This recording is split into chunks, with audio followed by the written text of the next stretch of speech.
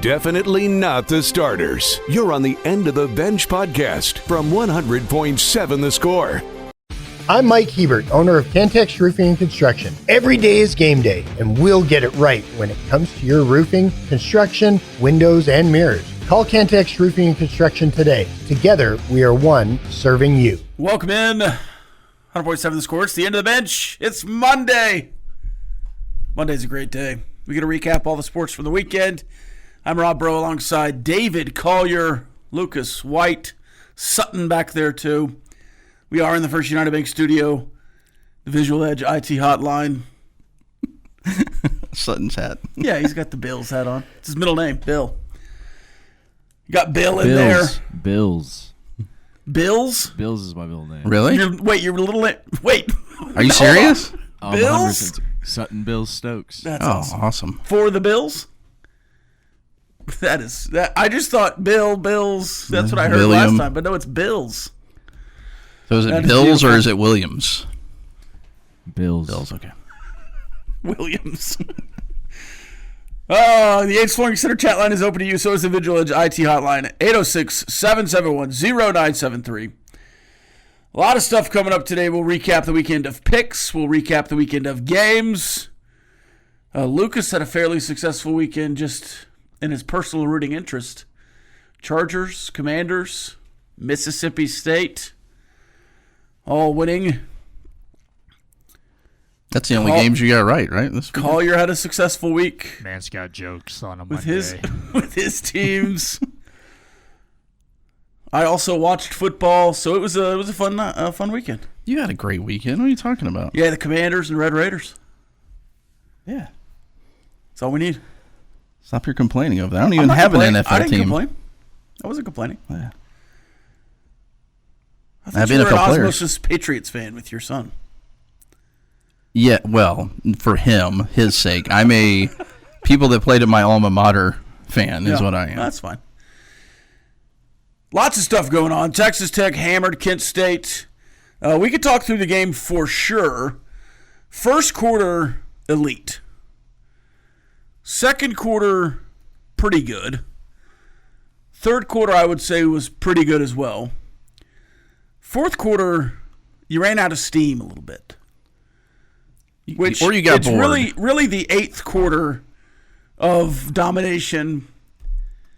It's got to be hard to keep your stinger up for 8 quarters of just basically no competition. Yeah, that I don't take anything from that fourth quarter, to be honest with you. I am much more focused on that first quarter than any other quarter. And I hope we're not leaving Kent State yet, but I hope the Oregon State game, those starters can play into the second half, kind of regardless of the score, to get a more full picture of what your team is going to be. That was something that you were concerned with last week, right? That you don't want blank game being your first full game. I think the Oregon State game, I'm fine with that being the first full game. Yeah. Because, again, what were you really getting out of that second half other than playing somebody against their backups, which would probably have made it even worse? And, again, I know you don't play football like this, but you don't get hurt in the fourth quarter when you're up 60 or 56 to whatever. You just don't get a starter hurt in that situation if you don't have to. Yeah. Oregon State 0-2. Almost had a win last week. That line is 23.5. If we're playing the transitive property game, where this team beat that team and that team beat this team, well, Kansas beat Fresno State, 38-7 in week 0. Then Fresno State beat Oregon State. So I don't think Oregon State is very good. Again, a 23.5 point favorite is Texas Tech. So we'll talk through that game. I do think, honestly, that Oregon State will be better, obviously, than the first two opponents. But there could be a scenario where you don't, like up 28 or so, you don't want to get a starter hurt in the fourth quarter. So we'll see what happens. I'd like to see more than 19 to 25 snaps of David Bailey and of Romello Height and Lee Hunter But it could be that those guys are just going to play 35 snaps a game. And you're going to be incredibly fresh, and they're going to play half the snaps. So maybe 10 more snaps in the second half. Whatever it is. I'd like to see it. Lots of games this weekend that surprised. Some other games that did not surprise. What was your most surprising result just looking around?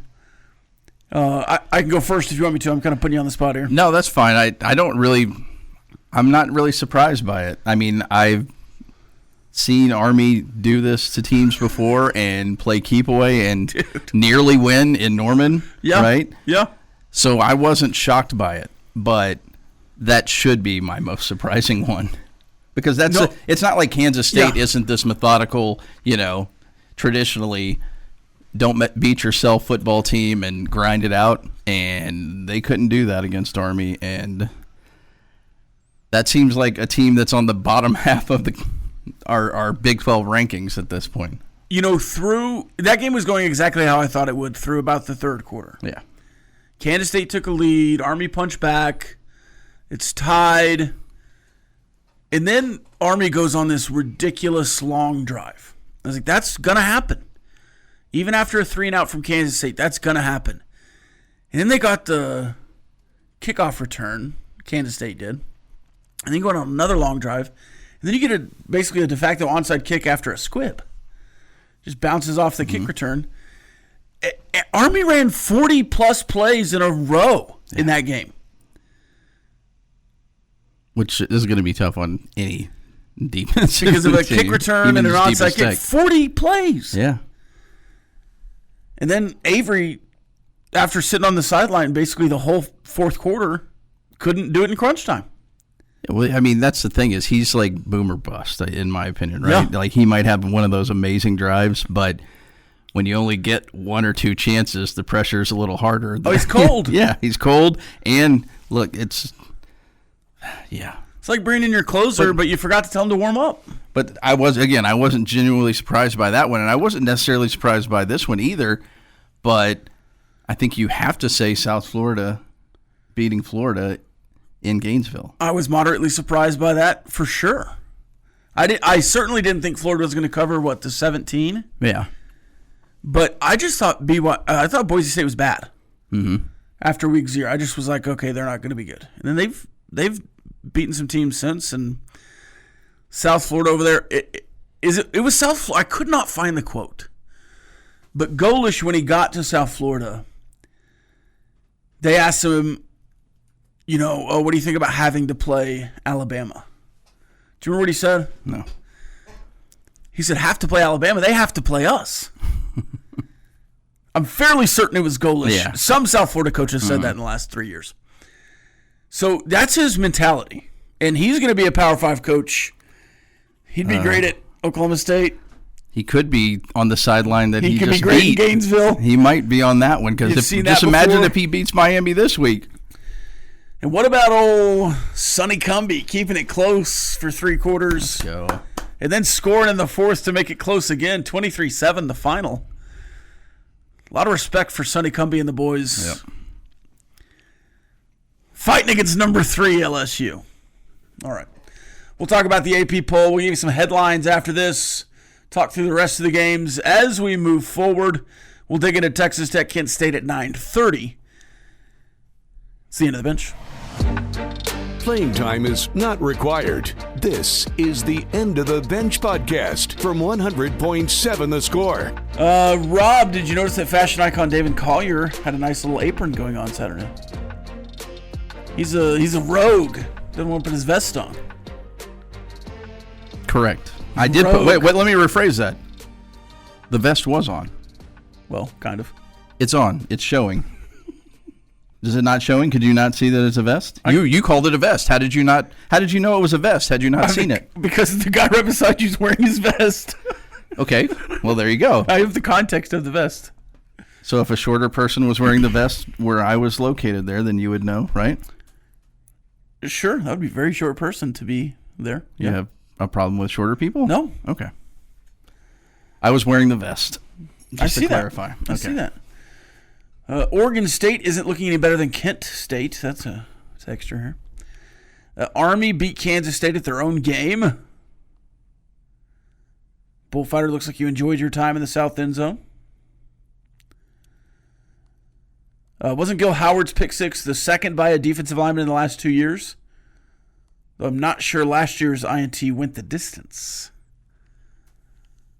Went that distance. We had a defensive lineman interception last year against Arizona, but I do not believe that was a pick six. No. My memory is really bad with this, but the only other person I remember on a defensive line having a pick six is Adele Duckett. That was a long time ago. Yes. But I'm sure there's probably one more in there somewhere, but that's what I think of. So there's not many in between there. This texter got to think Gundy has moved into Brent Venable's spot on the most likely to be fired list. Give it a couple weeks. Was the three Brents at the top of the list. Venables has moved out, and Mike has moved in. I would have had Gundy ahead of Venables anyways, heading into the season. I think Gundy's going to fire himself. Yeah, I was about to say, I think that's going to be a mutually agreed upon departure, retirement. Are y'all surprised Arizona State lost to Mississippi State? No. I picked Mississippi State. Lucas picked Mississippi State. Well, that one doesn't count. I mean, he even smiled there. Come on. He's not going to pick against Mississippi State. I was not surprised. Pleasantly surprised. I was not surprised. I was somewhat surprised because I think we know where I stand with that coaching. Yes, hire. You were surprised because you hate Jeff Levy. I don't think he's that great. And, I don't really care for him. I mean... Yeah. That's understandable. Yeah. Yeah. Well, and it has more to do with other things. No, I got it. Yeah. Kendall Browse, too. Yeah.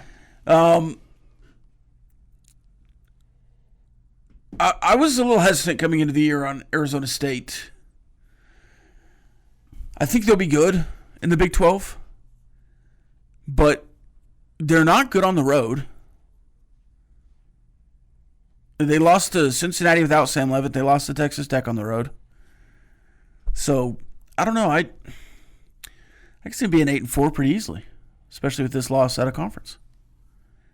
Yeah, I think I talked myself into Arizona State being good this year as we built up to the season. Because I think if we go back, I'm not going to be too crazy about how good they can be without Cam Scadaboo and to do it 2 years in a row. You know?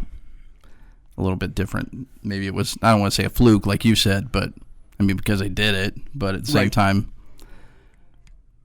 could they consistently keep that going? And I wasn't really confident in that, but as the summer went along, I guess I bought into it more. Does it seem that Virgil is Morton's favorite target 2 weeks in a row, and it just seems Douglas is the third or fourth option, initially thinking he would be the one?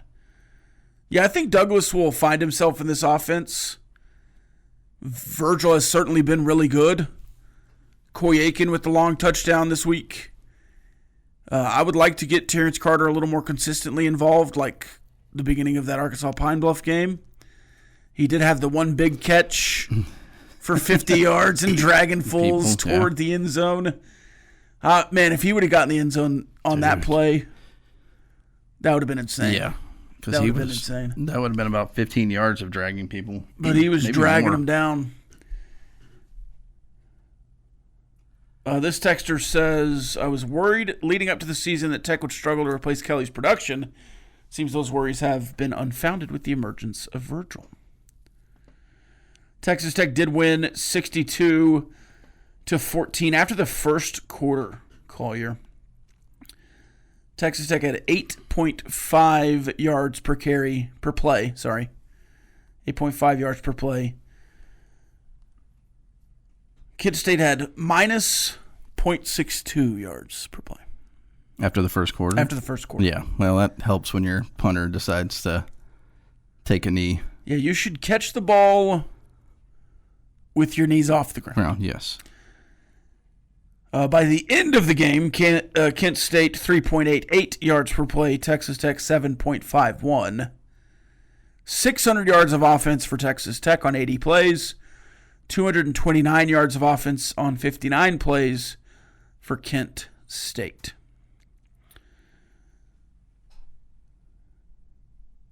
2 good punts from Jack Burgess.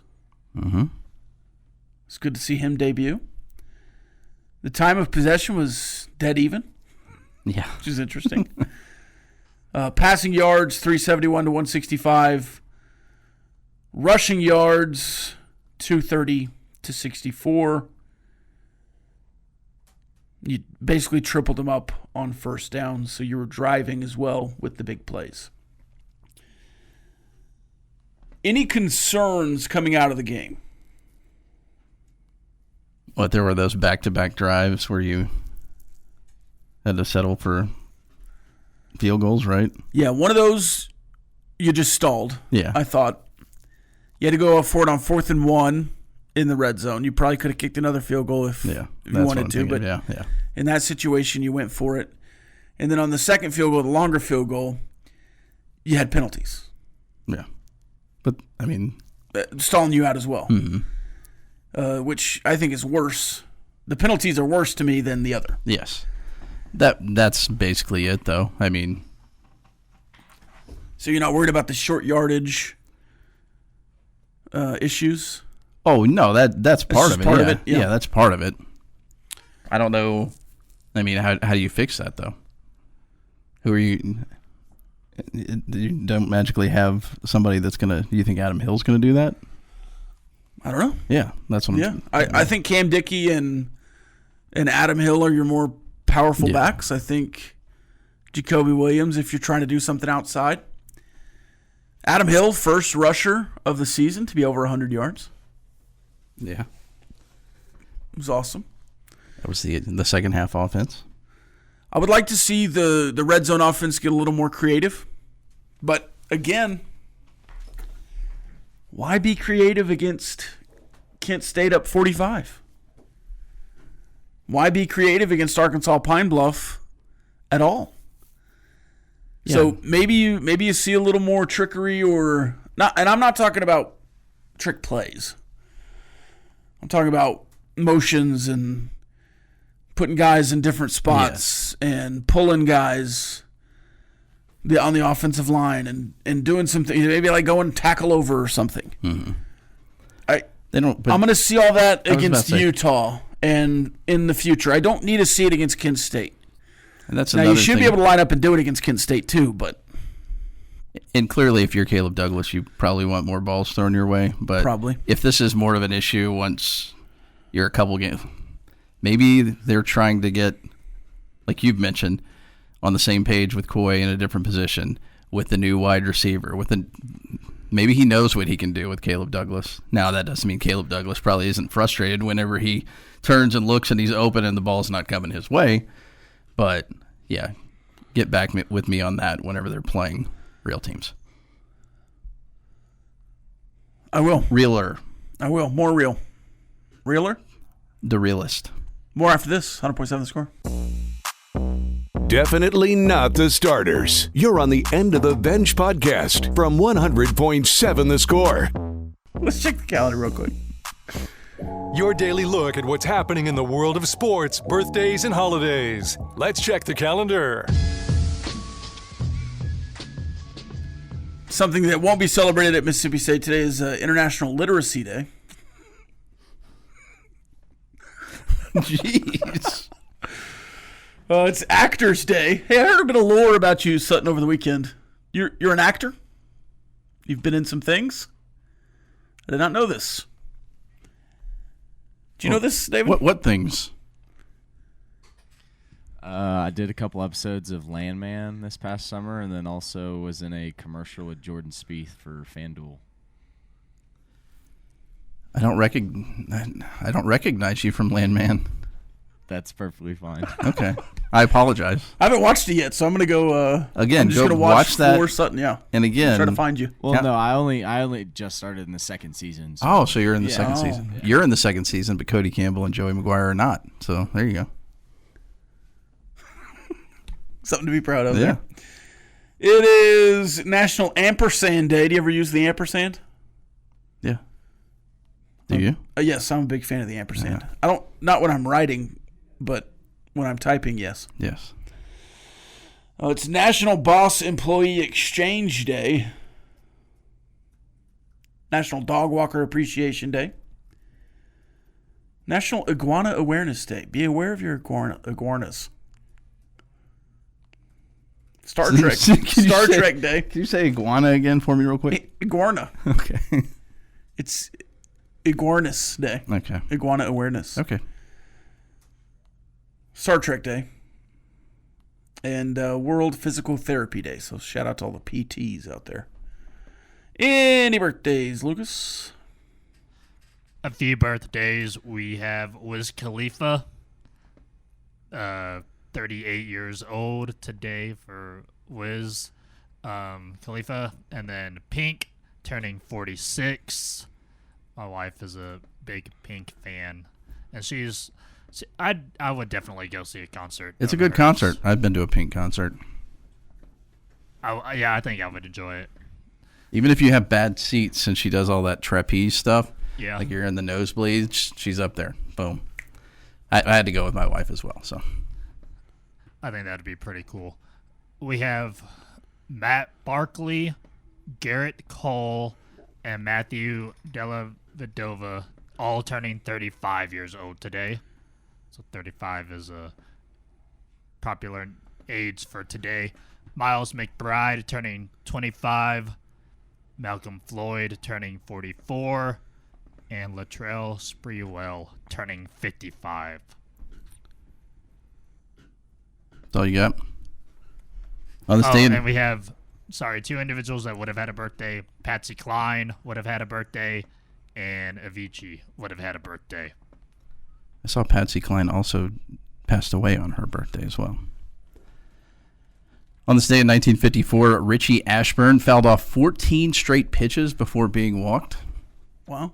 I find that somewhat interesting. 1965, Bert Campaneris played all 9 positions for the then Oakland Athletics. 1974, Ferguson Jenkins wins his 20th game for a 6th consecutive year. He would be traded to the Rangers a year later. A year later, in 1973, Billy Martin was hired as the Texas Rangers manager. On this day in 1985, Pete Rose ties Ty Cobb's all-time hit record at 4,191. He would break it a few days later. 1993, Darryl Kyle throws a no-hitter for the Houston Astros. On this day in 2002, quarterback David Carr throws 2 touchdowns to help Houston beat the Dallas Cowboys 19-10 to become just the second expansion team to win their inaugural game. On this day in 2007, Graham Harrell goes 48 for 64 for 484 yards and 4 touchdowns and a comeback win over the UTEP Miners. On this day in entertainment history, 1960, Psycho released. Okay. And in 2017, the remake of It.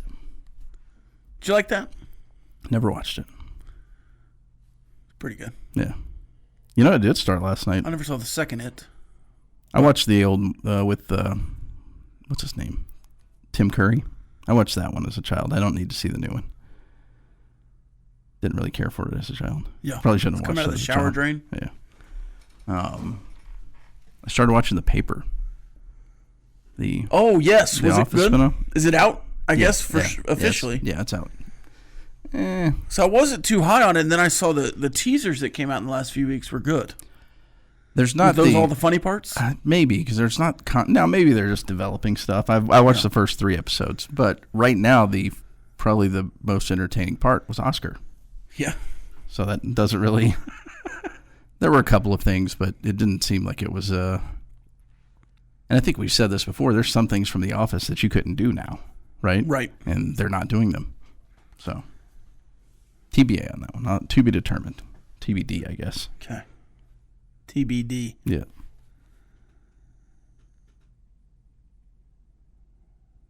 David Carr, though, huh? Yeah. Beat your Cowboys. You were a Cowboys fan back in 2002, sure. I'm assuming. I was, yeah. Not anymore. Not anymore. Our Commanders got a big win over the Giants this weekend. We'll talk more NFL as the show goes on. We'll also talk more college football as the show goes on. You can give us your thoughts, comments, questions, concerns, reactions to the Texas Tech Red Raiders win over Kent State, maybe the rest of the Big 12. How would you power rank the Big 12 currently? I've got my power rankings in. We'll do that in the third hour. We'll also have some overreactions when we come back after the break, so start cooking up your overreactions as well. I've got a couple overreactions on the Big 12. I've got an overreaction out of the NFL. I don't know exactly what the NFL is going to be this year. I watched the whole Giants-Commanders game. The afternoon slate locally was Texans-Rams. And I turned that game on and just thought, I've seen enough football this weekend.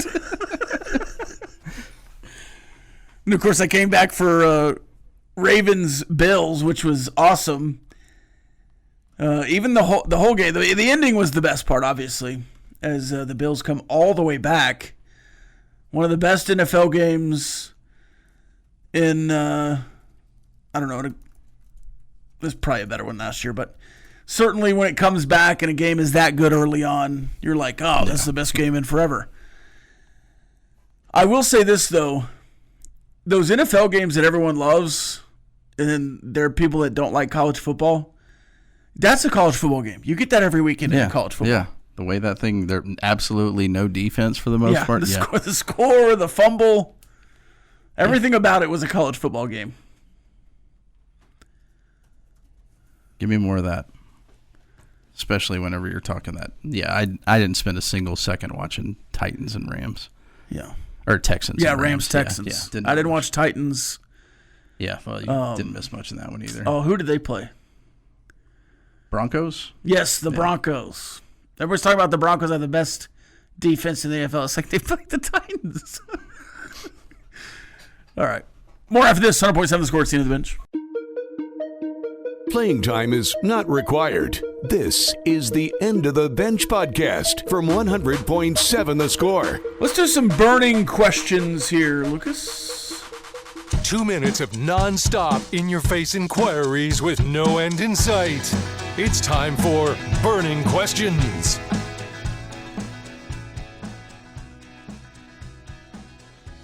The Syracuse football team won a game over the weekend, but the head coach, Fran Brown, was not satisfied with Syracuse beating UConn 27-20 in overtime. So he made the whole team line up on the goal line and run sprints. Collegiate sprints after a game. Do you like it, or is it just performative junk from the coach? Well, you clearly don't like it. No, I was asking. Those are the two opinions I saw. I don't mind it. Yeah, I have no problem with it. You almost lost to UConn. You're probably getting paid decent money. I mean, what are you going to do? Quit and not get paid after that? No. Sure, why not? Perform better. Lucas? Sprints after? Do you have to run sprints after the game on the field or court? No, but I'm okay with the idea. It's just kind of mental, I guess. What's the difference between getting absolutely berated in the locker room as opposed to having to do physical activity after the game? Which one would you prefer? One of them's in front of fans and cameras. Yeah, the fan. Well, I'm guessing after you won barely against UConn, a lot of them left pretty quick. Well, it's not after a full stadium, but there's hundreds of people in there. Is that embarrassing to you? Is that embarrassing? I think the result should speak for itself. I don't think embarrassment is a good leadership tool. No, David, I don't like that. Did you like Bob Knight? I wouldn't play for Bob Knight. No, neither would I. Did you like Bob Knight? I'm not answering that question. No, I thought a lot of what Bob Knight did was performative too. Yeah, as did I. So I don't like running sprints. Hey, run them till they're throwing up in practice. I don't care. It's not the sprints that bother me. It's a little cheesy to me to make them do it on the field after the game in their uniforms. No, I agree with you to that extent. It's just cheesy. Cheesy, I'm not saying yes. if it might work. They might go and do great. So you're fine with it doing it in practice. So you just didn't like the embarrassing part of it for them. No, I don't even think it's that embarrassing. It's just cheesy. Like, it's a movie. Like, he thinks he's in a movie. Yeah. Sutton? He's like leaning towards the mic, so he wants to say something. I mean, I wouldn't even say that it's embarrassing at all. I mean, I think that, yeah, the fans came to see Syracuse put a domination on UConn. And you see that they took a team to overtime when you expect your team to be as dominant as what the expectation is, and you don't meet that expectation. I mean, we've had to do it after a football game in high school. We had to go run gassers for 40 minutes after a game. It's like, if you don't meet an expectation, yes. I see where the coach is doing it, but I also get where you're coming from. It's do it in practice where it's behind the cameras, behind the scenes, where you can yell at them all you want, but don't do it right immediately after a game. I get that part where it's it's kind of like the players don't deserve to be almost embarrassed in front of the home crowd just to come and see your team run sprints after a game that took to overtime. I just don't think. Yes, and I don't like this attitude, but I'm going to say something here just to like. Are we really going to tell Syracuse that winning is not good enough? We need to win in regulation. We need to win by 14. We need to cover the spread. What was the line on that game? Because UConn was decent last year, weren't they? It's still UConn, though, right? Certainly. I don't know. I think you should aspire to be more, and that's what I like Fran Brown. I don't want to get that cross either. I like Fran Brown. Yeah. As a coach, as a motivator, I think he's been really good at Syracuse. It felt performative and cheesy to do it on the field. And I think the way that it came off was like, this isn't the Miracle. Like, this isn't the Miracle. It's not. Movie. You're not in a movie. Yeah. Like it came off where it was. He tried to make it like he was Herb Brooks, and you're not out there beating Iceland or whatever, and it's like, this is Syracuse and UConn. Like, it ain't the Olympics. Yeah. Do you have a final thought there? No, I agree with you, but I had no problem with it. Again, I don't think anybody was happy with that win. Right. Even like you said, were you happy beating ACU? Oh, no, certainly. But I thought it would have been really cheesy for Joey McGuire to have him run sprints on the field after the game. Yeah. But that might have made a little more sense to me than beating UConn in overtime. I don't know. Yeah. I don't know. I'd like to go look at, was it a 20-point line? And then they expected to win by, I don't know. I'd have to go back and look. All right. Worst Big 12 loss of week 2. Arizona State, Kansas State. That's 11th versus non-ranked. It was a touchdown favorite. Or the 17-point favorite at home, which I'm probably, even though if I didn't know what Army did the week before, it might be easier to say the Mississippi State one. But knowing what Army did before, knowing they're not the team that they were a year ago, and losing at home when you're that big of a favorite, the Kansas State loss is a bigger loss to me. And again, we know what Army does. They play keep away, and the fact that they could not handle that. Look, even Kenny Dillingham said it. He's trying to spin the whole thing. Right. You're a couple seconds away from winning an SEC game on the road, and a defensive back gets beat. They had won that game until they hadn't. It still baffles me to have zero aggression on offense at the end of that drive when you're running it for 5.5 yards a carry, and then to be super aggressive on defense the next play. Yeah. Worst loss? I would lean towards Kansas State. A lot of, like Collier said, yes, and then the fact that it was at home. Just, oof. Yeah.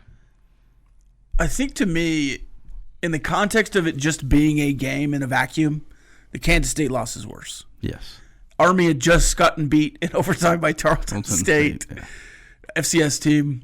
And you move forward. Kansas State was picked in a lot of publications to be the Big 12 champion, and they've just not lived up to that yet in this season.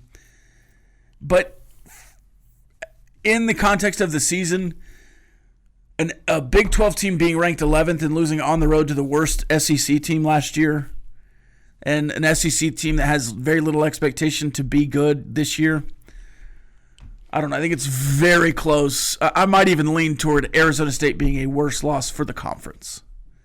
Well, yeah, because it was your Big 12 champion a year ago. Yeah. 6.5-point favorites, by the way. Yeah. For 6.5-point favorites for Syracuse is what I was. Oh. Yeah. And they won by 7? In overtime, yeah. Okay. It doesn't quite compute. I'm going to make you run during the commercial break. All right. Sprints in the commercial break. More after this. In front of everybody, though. Playing time is not required. This is the End of the Bench podcast from 100.7 The Score. Welcome back. 100.7 The Score is the End of the Bench week 2. The Pick'em results are in. Craig, we got his picks on Thursday. Went 7-3. It's a solid picking. Weekend. Oh, you know what? I'm lying to you. Uh-oh. I'm lying to you. He went 8-2. He went 8-2. Wow. He cleared the college football world. Iowa State, Baylor, Missouri, Ohio, Mississippi State, UTSA, Oklahoma. Then he was 1-2 in the NFL world. Baltimore, Kansas City, losing. Washington getting the win. So he ties with David Collier. I was about to say nobody else could go 8-2. Tied with David Collier going 8-2. Collier swept the NFL. Buffalo Chargers, Washington.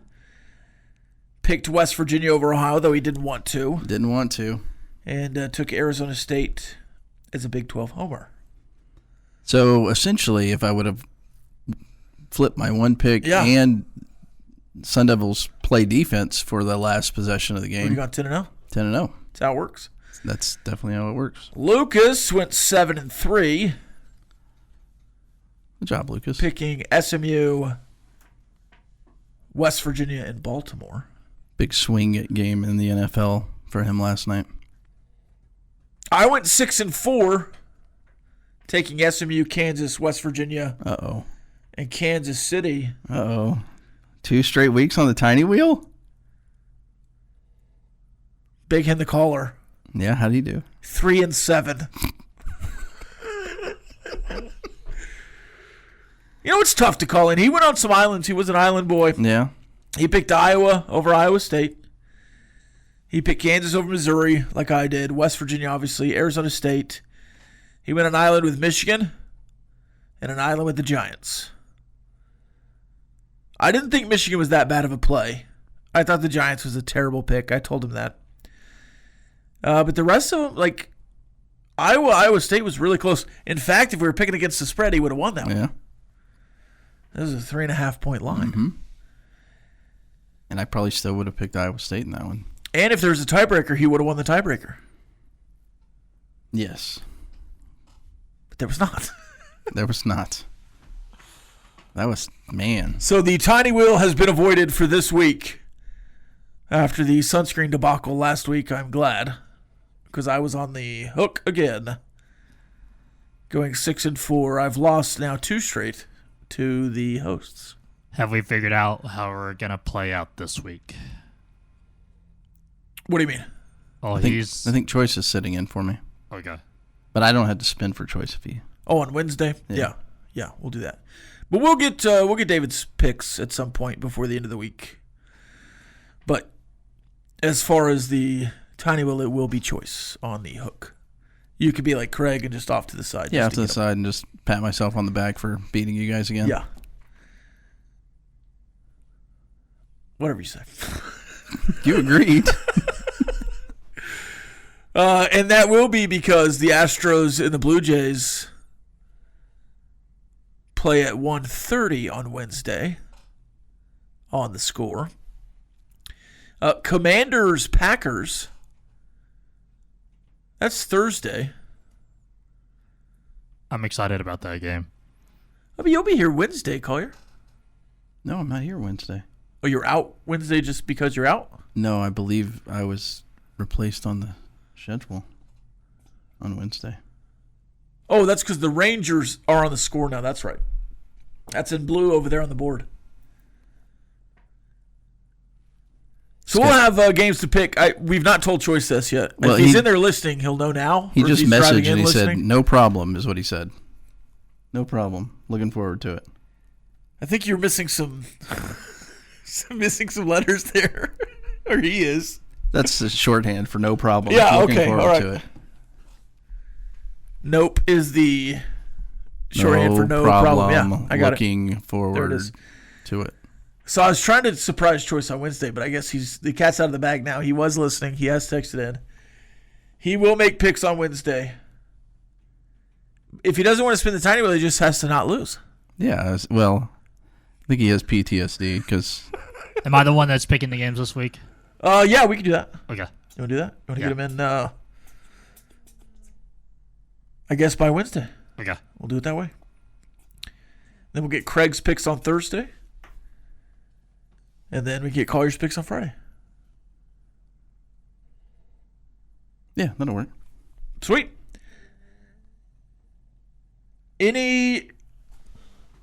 Speaking of picks, any big games you're really looking forward to? Outside of the Big 12, we went through the Big 12 games as we were doing the power rankings. In the top 25, by the way, Texas Tech up to 21. Utah's passed them at 20. Does that make you feel any kind of way? It's not unexpected. No. I mean, they expected them to be good last year. Maybe that's they're finally back. They figured it out. They've got a quarterback and they can. No, I'm not surprised. Not surprised at all. In fact, I like it. I hope they are ranked above you next week as well. Joey, are already talking about that game in postgame on Saturday. Don't want to look past Oregon State. Obviously, we respect the opponent. Clemson, Georgia Tech is a sneaky one. Clemson, Georgia Tech at 11 a.m. this week. Alabama, Wisconsin. That's a 20-point line. How the Badgers have fallen. Yeah, well, speaking of somebody on a hot seat. Yeah, he certainly is. And I thought that was just a great hire. I did too. It just seemed he left Cincinnati, and I was like, oh, that is a brilliant hire. They screwed Cincinnati. Luke Fickell's going to be a dream in Wisconsin. It hasn't really turned out to that. But Alabama being a 20-point favorite is a little interesting to me there. Georgia, Tennessee, the game of the week. That's at College Game Day as well. It's a 3.5-point line for Georgia on the road as favorites.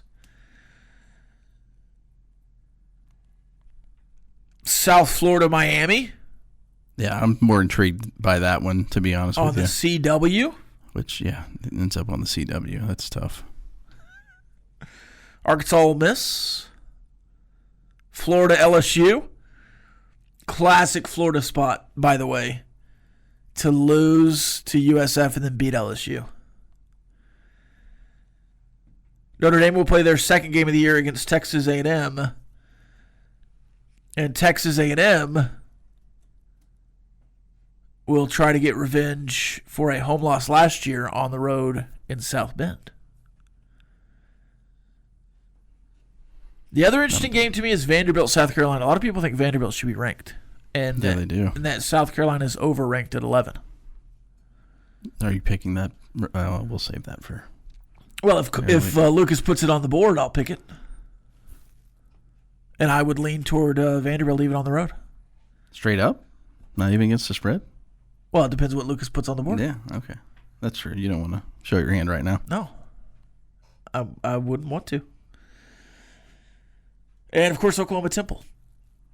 Oklahoma up at 13th. Okay, wait a minute. Don't just say Oklahoma Temple. Oklahoma at Temple. At Temple, yes. Yeah.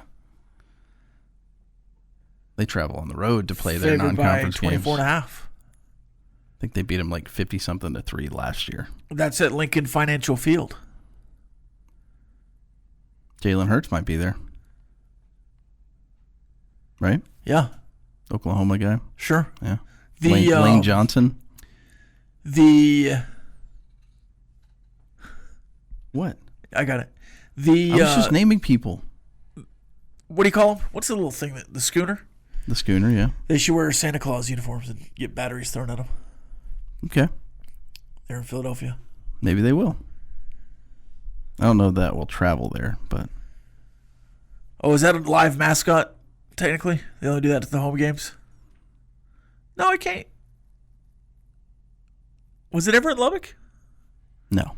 They don't travel. It's just at home games? It might be at OU, Texas, but they don't travel.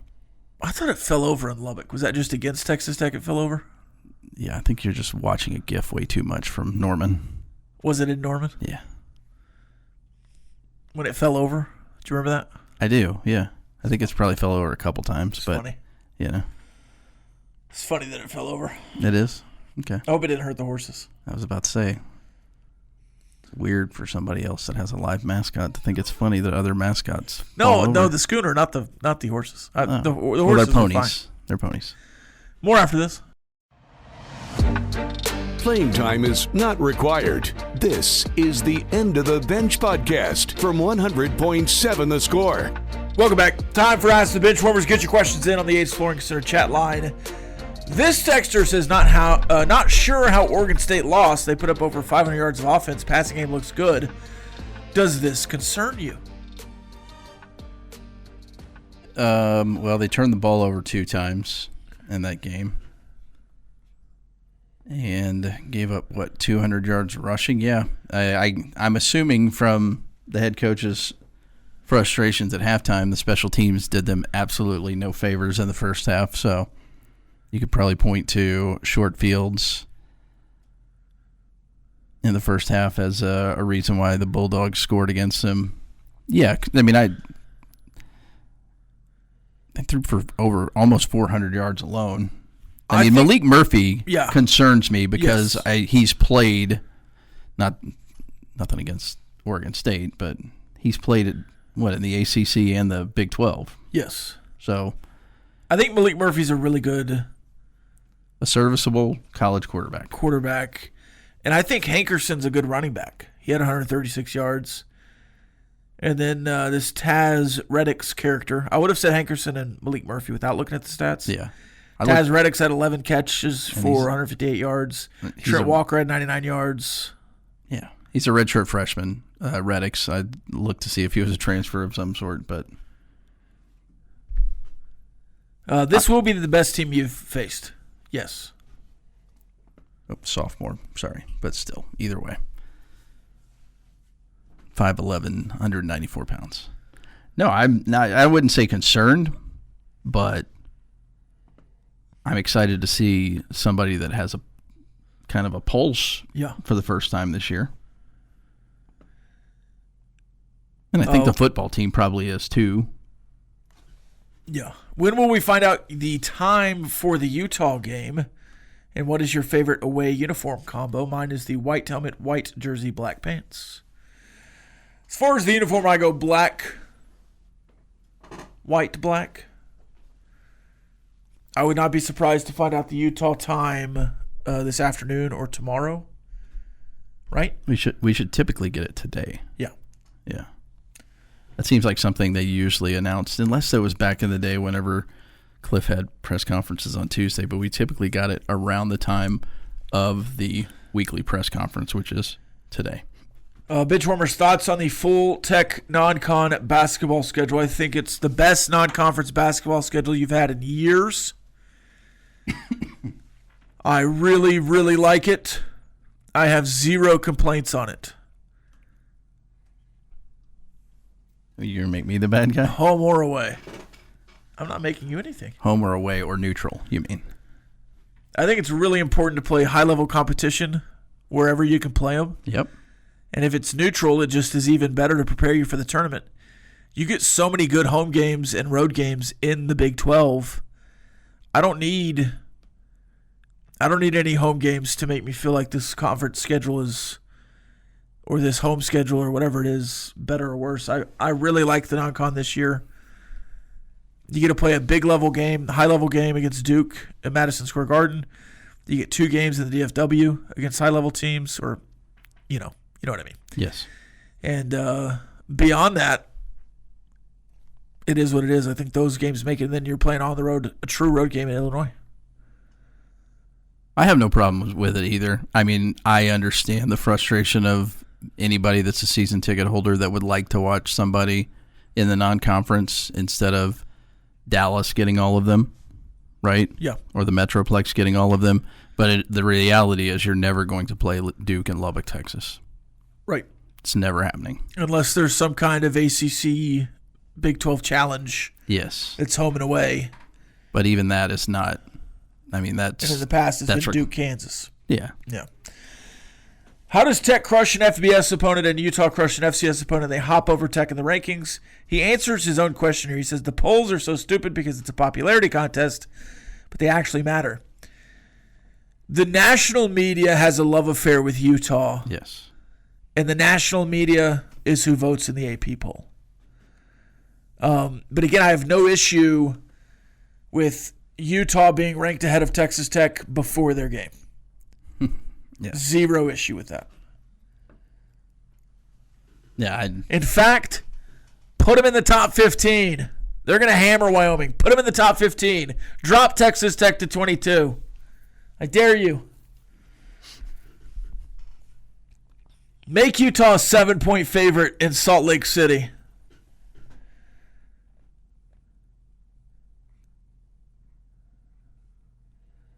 Old Razzle says Big Hen's wheel punishment should be a tattoo of Rob's face with sunscreen on his other butt cheek.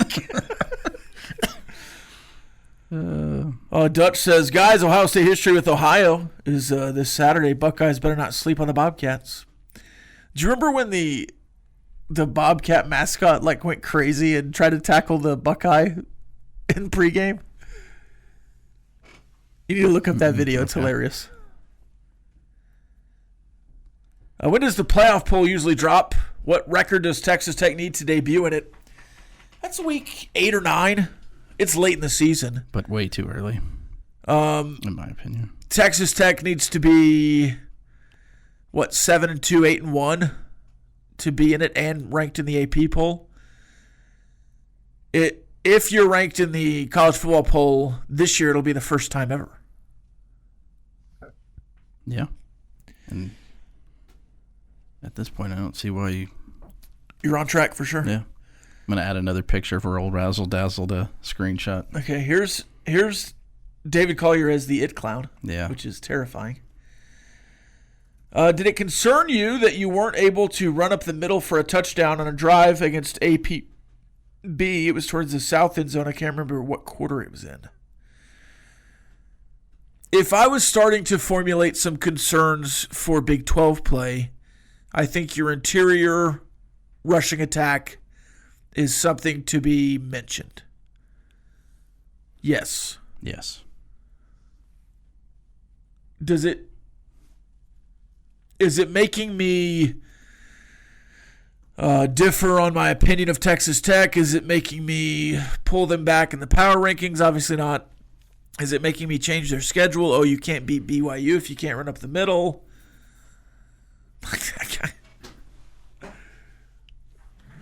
Thank you for that. That doesn't bother me so much. I think that seems figure it outable. Right? Yes. It seems like you can figure that out. Whether it's bringing in a better run blocker than Davian Carter and having Davian Carter out there for different situations, because I think he's a good to great pass blocker. But yeah, if you want to bring in some more beef, bring in Hunter Zambrano at right guard or whatever else. And again, maybe your run game gets more complex as the season goes forward as well. Maybe you use You're different just people. going a vanilla. Maybe you put Adam Hill out there to run up the middle. I'm still intrigued because it's been asked multiple times leading up to each game about Roy Alexander potentially being a running back. Maybe Roy Alexander goes out there and maybe doesn't run up the middle, but maybe he is the Wildcat quarterback. Yeah. And that's another layer of offense you can add to the current offense. But again, I don't think you'll see that. No. Now, if something crazy happened and it's 35-32 and you have to score a touchdown at the end of the game against Oregon State, I think a lot of other things would bother me about that than just running up the middle. But if you're in that situation, maybe you are putting out Roy Alexander or some kind of wrinkle. But I don't think you'll need to see it this week either. Certainly hope not. New profile pick, I'm telling you. Not for me. Well, I'm certainly not going to use that as a profile pick. Maybe old Razzle Dazzlement. That's good. What he's going to use. Maybe so. Just make it his contact number or his contact picture. Yeah, there you go. That's it for us.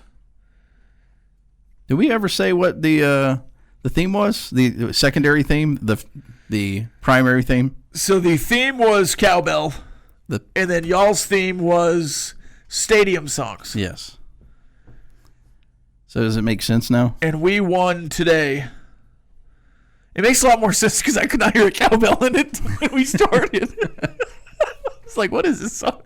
And then you're like, it'll make sense. So I was like, I don't know that it will. Pitbull has his own stadium. That's why it makes sense. Yeah, and you kept saying Pitbull. I was like, how does that matter with cowbell? Good job, guys. More after a long break because we'll be here tomorrow. Bottom line of next. This has been the End of the Bench podcast from 100.7 The Score. Go to 107thescore.com for more from the Double T Sports Network.